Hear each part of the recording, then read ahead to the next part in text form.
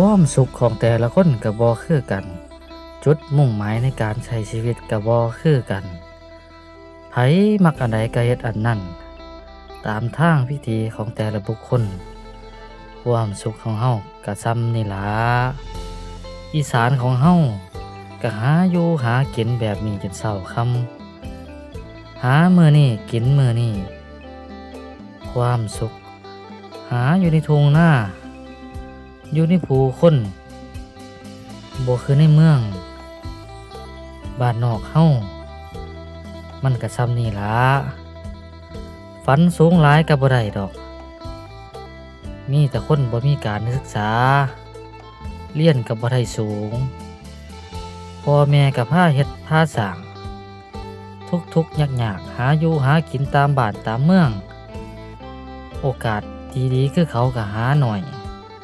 กว่าสิมั่งสิมีสิรวยคือเขาได้ก็ใช้ชีวิตจนว่าบากบั่นนี่แหละวิถีชีวิตคนอีสานเฮา